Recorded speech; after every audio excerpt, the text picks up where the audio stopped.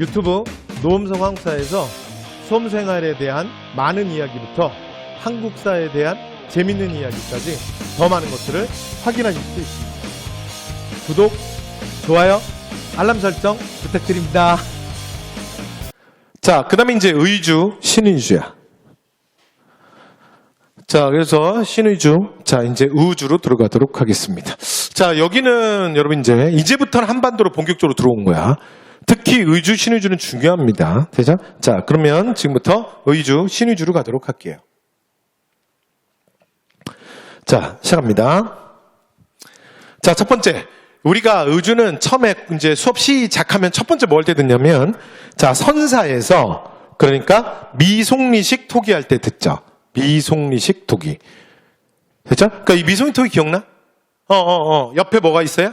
손잡이, 몸통에. 그러니까 몸집에는, 그러니까 토기의 몸에는 집선문이라 그래서 선을 모아놨고, 그 다음에 양쪽 끝에는 손잡이가 있죠. 워낙 생긴 게 특이해서 한 번 보면 잊을 수 없어. 근데 우리가 이거 뭐라 그래? 고조선의 영역을 보여주는 특징적 유물이라 그러잖아. 그죠? 그래서 미송리식 토기. 그 다음에 또 대표적인 게 뭐예요? 북방식 고인돌. 되죠? 그 다음에 비파형 동검. 그래서 여기가 출토범위. 그러니까 얘네들 세 개가 이렇게 출토되는 곳을 오늘날 학계에서 뭐라고 보는 거야? 우리나라 최초의 왕조 고조선의 영역이 아니겠느냐라고 추정하는 거죠. 그죠? 근데 그때 이 미송리 토기라는 게 뭐냐면요. 이게 이름이 이렇게 나온 거야. 의주군 미송리 동굴에서 처음 발견됐어요. 그래서 그 지명을 따서 이 토기를 뭐라고 불러? 미송리식 토기 이렇게 부르는 거예요. 여기까지 됐죠? 오케이. 자, 그 다음에 우리가 고대는 의주 신의주 얘기를 별로 할 일이 없고요. 자, 이제 고려부터입니다. 자, 갈게요. 자, 993년 고려의 영토로 수복이 됩니다. 근데 여기서 되게 중요한 게 성종, 그러니까 12년, 993년, 이게 사실은 뭐냐면, 이게 누구의 활약이냐면 서희의 활약이야. 여러분 이거 완전 중요해. 서희. 됐죠? 그러니까 서희가 활약했다라는 건 실제로 이게 무슨 일이 벌어지는 거야? 다른 말로 하면 거란의 1차 침입이야. 1차 침입. 됐죠? 이렇게 되는 거야. 되지? 자, 그런데 우리가 실제로 서희가 피 한 방울 흘리지 않고 여기를 얻은 거죠. 그죠? 근데 보면 강동 6주, 그래서 6개 주를 얻었잖아. 근데 그 중에 보면 이름이 주가 아닌 애가 하나 있어. 얘가 뭐냐면 흥화진. 이 흥화진이 의주예요. 되죠? 근데 이건 잠시 후에 얘기하겠지만, 근데 왜 진이야? 그러면, 주가 아니잖아. 그죠? 근데 이게 주가 돼, 나중에. 그래서 그냥 강동 육주라고 불러요. 그죠? 흥화진 바로 옆이, 좀 이따 얘기하겠지만, 흥화진 바로 옆이 보주예요. 보주 얘기 잠시 후에 돌아옵니다. 됐죠? 그래서 나중에 흥화진과 보주를 합쳐서 나중에 뭐라고 부르냐면 얘를 의주라고 합니다. 그러니까 흥화진이 의주지. 의주의 한 부분이잖아. 반 이상. 그죠? 여기까지 됐죠? 그래서 이 보주 얘기는 잠시 후에 밑에 가면 다시 나와. 자, 무슨 말인지 잠시 후에 돌아옵니다. 자, 그 다음에 천리장성 축조하는데. 그 여기가 여기잖아. 됐죠? 그래서 덕종에서 정종까지. 거란의 2차, 3차 침입 끝나고 나면. 그래서 강감찬의 건의로 현종 때 결정을 하는데, 실제로 공사는, 자, 9대. 됐죠? 10대 덕종과 정종연안의 천리장성을 축조합니다. 됐죠? 그래서 우리가 뭐라고 얘기해? 압록강에서 돌연포. 그렇게 얘기하는 게 이거잖아. 됐죠? 그 다음에 대모항쟁. 자, 본격적인 몽고와의 항쟁. 됐죠? 네, 몽고와의, 자, 항쟁이 본격적으로 시작되는 거. 됐죠? 네, 그게 바로 언제냐면 저고요 사건. 저고요 사건이 바로 여기서 터지는 거죠. 그러니까 몽고사진 저고요가 요 지역에서 압록강을 넘다가 여진족한테 죽어요. 근데 이 조공 문제가 빨리빨리 해결 안 되는 거에 대해서 자, 불만을 품었던 몽골이 바로 쳐들어와. 되죠? 그래서 이 사건 이후에 바로 이제 뭐로 가는 거야? 그러니까 몽골의 침입이 됐죠? 네, 그래서 자, 몽고와의 전쟁. 그래서 몽고의 1차 침입 뭐 이런 것들이 저고요 사건 이후에 터지게 돼요. 그냥 가볍게 보시죠. 자, 그 다음에 위화도액은 그러니까 이성계가 위화도에서 터나는 거 있잖아. 요동정벌. 그게 요동네야. 됐죠? 그리고 최근에 제가 이거는 또 적중도 시켰던 건데 이게 원래 국정교과서에 없어요. 그러니까 개정왕사 8.6교과서에 추가로 나온 거라 그랬지. 그래서 고려시대에는 각장, 거란, 여진과 무역을 하기 위해서 설치했던 곳. 되죠? 특히 이제 요 나라와 교육을 했던 게 뭐다? 각장. 그래서 각장은 언제만 있는 거야? 고려. 여러분 조선은 없어요. 조선은 이런 걸 뭐라 그러냐면, 여기 조선 한번 여기다 적어볼까요? 조선에서는 이런 걸 뭐라 그러냐면 무역소라고 합니다. 무역소. 됐죠? 네. 자, 이렇게 해서 말씀드렸고요. 자, 그 다음, 요게 이제 조금 전에 했던 얘기 이제 다시 해볼게요. 요와 금의 분쟁을 이용해서 영토 회복을 시도했다. 금에서 터지는 사건이 보조 문제야. 이거 심하거든? 내용이 완전히 깊은 내용이야. 몰라도 돼. 그런데 기출 문제야. 그러니까 말씀만 드리고 갈 테니 그러려니 해요. 이게 원래는 어떻게 되는 거냐면 이렇게 되는 거예요. 그 다음 편하게 보세요. 편하게 보세요. 심한 내용이니까 그냥 편하게 보시면 돼요. 그러니까 원래 이게 어떻게 되는 거냐면 여기가 이제 흥화진이고요. 됐죠? 자, 그 다음에 그 옆 동네가 바로 옆에 붙어 있는 동네가 뭐냐면 여기가 보주예요. 보주. 여기가 됐죠? 근데 흥화진 바로 옆에 동네인데 이게 실제로는 그 11세기 정도에 보면 여기를 거의 거란의 그러니까 영향권에 들어가 있던 동네야. 되죠? 그런데 거란의 요지요. 여기까지 됐죠? 자, 근데 이제 조금 지나고 나서 이제 무슨 일이 벌어지냐면, 자, 동북아시아에 새로운 강자가 하나 등장해. 그게 여진이죠. 그래서 여진 등장 이후에, 그러니까 요 동북아 쪽에서 만주 쪽이 또 분이 더 쌓여지는 거야. 자, 그래서 여진족이 세웠던 금. 되죠? 그러면서 이제 얘네들의 대립이 되게 커져요. 그러니까 되죠? 근데 이렇게 둘이 싸우는 걸 이용해서 그래서 얘네들이 이제 계속 이제 얘네들의 대립이 커지니까 얘네들이 싸우는 걸 이용해서 예종 때 고려가 그러니까 예종 기억나시죠? 그러니까 그 문화, 학문을 되게 흥하게 했던 왕. 예종 요즘에 또 트렌드잖아. 그쵸? 네, 그래서 예종. 그래서 고려, 예종 때 보주를 고려가 싹 점령을 한 거야. 그러니까 이 둘이 싸우고 있으니까 어부지리로. 그럼 이해됐지? 자, 그래서 봐요. 이렇게 보주랑 흥화진을 합쳐서, 그럼 이제 보주까지 먹었잖아. 그치? 그럼 이제 얘기 정리해 볼게요. 그럼 이제 이렇게, 자, 둘을 합쳐서 얘가 뭐가 되냐면 의주가 되는 거야. 여기까지 되신 거지? 이렇게 된 거야. 근데 조금만 더. 자, 그래서 예종이 이렇게 먹었다 그랬잖아. 되죠? 그래서 이제 보주를 획득을 한 거지. 예종 때 보주를. 여기까지 되죠? 근데 나중에 여진이 거란을 완전히 멸망을 시켜요.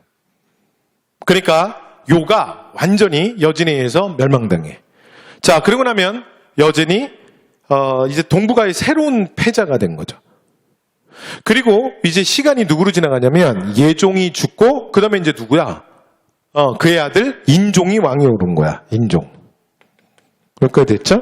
그러고 나면 여러분 알고 있는 것처럼 인종 때 권력을 잡고 있었던 게 누구야? 이자겸 세력 아니야? 여기까지 됐죠? 그리고 나면 여진이 자 인종에게 뭘 요구해요? 야,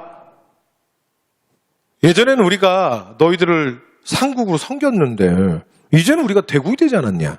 그러니까 우리에게 4대의 예를 갖추어라. 그리고서는 여진족들이 4대 요구를 하잖아. 근데 이자겸 세력이 이거 어떻게 하는 거야? 자신의 권력 유지를 위해서 자 금나라의 4대 금나라의 요구를 사실은 그냥 수용하잖아요. 됐죠? 근데 이게 언제냐면 이자겸의 난이 일어나서 이자겸의 권력을 잡는 이게 1126년 사건이야. 근데 하나만 더. 그러다가 조금 있으면 인종 때 굉장히 중요한 사건 2개가 있는데 하나가 1126년 이자겸의 난이고 또 하나가 1135년 묘청의 서경천도 운동이잖아. 됐죠? 묘청의 서경천도 운동. 됐죠? 근데 그냥 편하게 들으세요. 이거 심화야. 자, 묘청의 서경천도 운동인데 근데 봐요. 우리가 이런 얘기 하잖아요. 그러니까 원래 우리의 꼬봉이었던 이제 여진족을 우리가 부모의 나라로 섬기기로 상국으로 섬기기로 된 거야. 그러니까 얼마나 패배감이 그러니까 사람들이 얼마나 박탈감이 느꼈겠어. 그러니까 개경의 문불귀족들의 무능함이 그대로 드러나는 거지. 그래서 고구려계가 명분을 얻어. 그래서 고구려계의 집단적 반발이 뭐냐면 1135년 묘청의 서인천도 운동이잖아. 그렇죠? 그러니까 이게 말해서 소위 말해서 이 팀들이 그러니까 묘청, 서경, 천도, 운동 요 팀들이 뭐냐면 고구려계 아니야. 신라계에 밀렸던, 그래서 불만이 많이 쌓였던 고구려계의 집단적 반발이지. 근데 여러분 봐요. 근데 여기 좀 시간이 좀 많이 벌어져 있지 않아? 아니 무슨 말이냐면 금나라가 4대 요구에서 수용하는 게 1126년인데 아니 연도 외우라는 얘기는 아니야. 그러니까 느낌만. 근데 묘청의 서경천도 운동이 거의 10년 있다가야. 맞지? 맞죠? 아, 이게 왜 그러냐면 이유가 이거예요.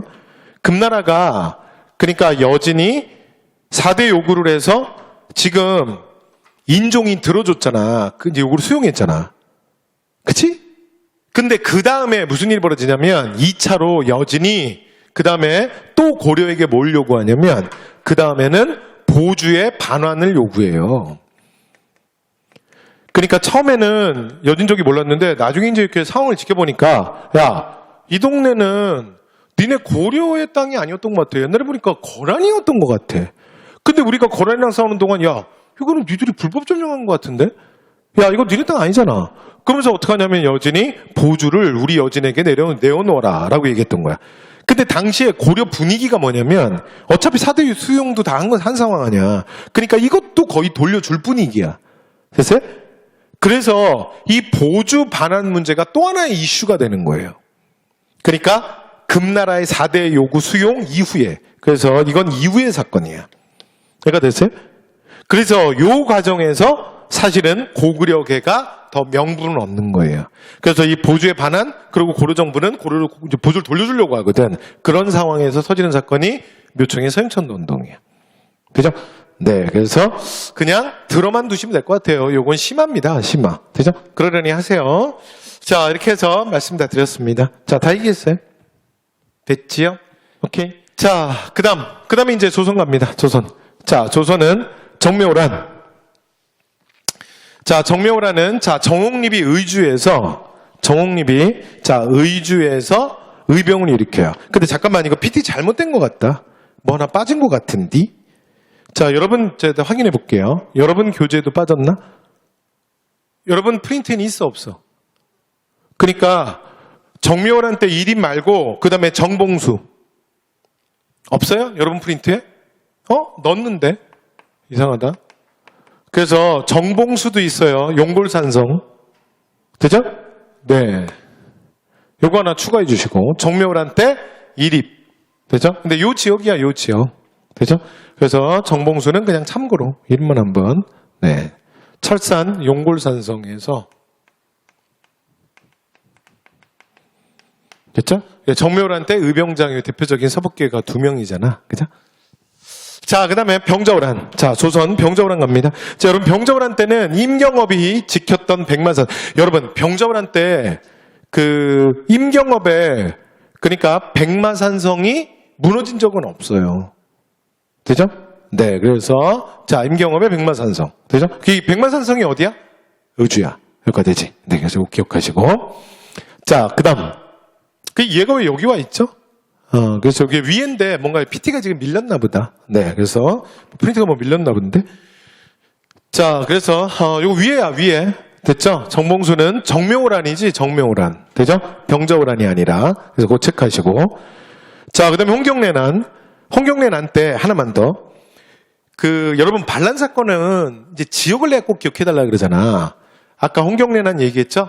이 서북계에 대한 차별에 대한 집단적 반발. 그래서 홍경래난 언제야? 이건 시간도 되게 중요하죠. 순조 1811년. 되죠?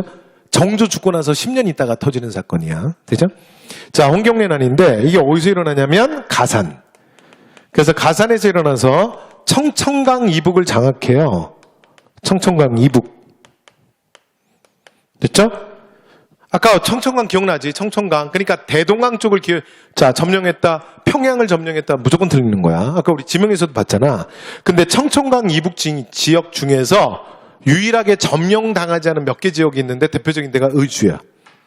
그러니까 아마 홍경래 이 그룹이 의주만 장악했으면 조금 더 버티거나 기세를 좀 더 떨쳤을 수도 있어. 의주가 굉장히 중요한 곳이거든. 자, 그래서 홍경래한테도 이 지역은 점령당하지 않습니다. 되죠? 그 다음. 자, 근현대사에서는 철도부설 보시면 돼요. 자, 제일 중요한 게, 일단 경의섬 철도. 경의선 철도는 참고로 이것도 참 우여곡절이 많은 철도죠. 그래서 원래는 프랑스 피브릴사가 그러니까 철도 부설권을 따냈어요. 근데 프랑스가 이렇게 보니까 이게 수지 타산이 안 맞을 것 같은 거야. 그러니까 뭔가 공사비는 들이고 뭔가 투자는 했는데 이게 돈이 안 될 것 같은 거야, 한마디로. 그래서 프랑스가 차일피일 미루고 되게 소극적이야. 되죠? 자, 그래서 대한제국이 부설권을 다시 양도받아요. 다시 받아오는 거야. 자, 그런 다음에, 자, 대한제국에서 이거 설치를 시도하거든요. 됐죠? 설치 시도를 하는데, 자, 이게 뭐냐면, 자, 여러분, 서북철도국 최근에 계속 나왔잖아. 이거 꼭 좀 써봐봐. 이거 기억해 좀 해주세요. 서북철도국. 됐죠? 그래서 서북철도국을 설치해요. 그리고 이제 경의선 철도를 우리가 부설하려고 했던 거야. 근데 결국은 일본이 러일전쟁 그 시기에 압박을 해서 다시 뺏어가. 그런 다음에 1906년에 완공시켜요. 경의선. 그리고 여러분 이게 서북철도국 최근에 계속 나왔고 이것도 하나 기억해 두셔야 돼. 이 서북철도국이 뭐냐면 우리가 고종이 주도하는 광무개혁 할 때 가장 대표적으로 얘기하는 게 이거잖아. 국내부 내장원. 기억나요? 그래서 이게 국내부 내장원 소속이야. 서북철도국이. 그리고 서북철도국도 여러분 국내부 내장원의 책임자가 누구야? 고종의 돈주머니로 알려진 평북 평촌 출신의 보부상 이용익이잖아. 그죠? 그래서 서북철도국도 책임자가 이용익이야. 이용익이랑 많이 상관이 있는 거야. 그래서 이거 최근에 계속 나오니까 노트장 찍으시고. 그리고 2002년 자 북한의 개방정책의 가장 대표인 신의주 경제특구인데 여러분 지금 북한이 그런 상황이 아니잖아. 그죠? 그래서 이거는 그냥 그러려니 하시면 될 것 같아요.